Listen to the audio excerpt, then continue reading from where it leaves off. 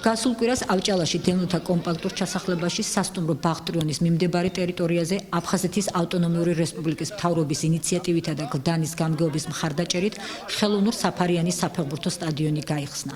გახსნის ცერემონიალს აფხაზეთის ავტონომიური რესპუბლიკის მთავრობის წევრები და გლდანის რაიონის გამგეობის წარმომადგენლებიც ესწრებოდნენ.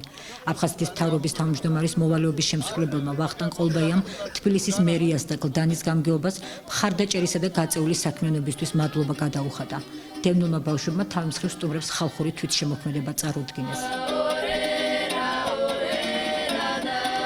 აქ იყო ჭაობი, მოხდა ამის დაშრობა, შესაბამისად და გაკეთდა თანამედროვე მოთხოვნების სტადიონი. აშენდა მშვენიერი სპორტული მოედანი, არა თქვა სტანდარტული ფორმით, უფრო დიდი, რამე თუ ამ სტადიონზე ითამაშებენ არა მარტო დევნილები, რომელიც აქ სადღაც 300-მდე ბავშვია, არამედ გარე უბანში მცხოვრები ყველა ახალგაზრდა. ეს არის საოცრად კეთილშობილი საქმე.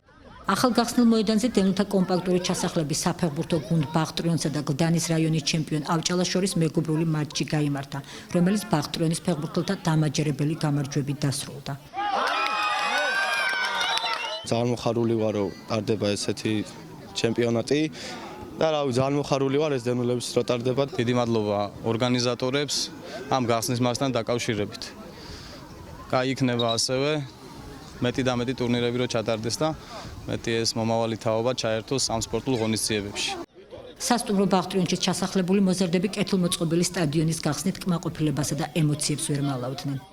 აფხაზეთიდან ვარ გეგი რატიანი, ძალიან მიხარია დილიდან აქ ვარ საღამომდე ვთამაშობ ფეხბურთს. ძალიან მომეწონა სტადიონი.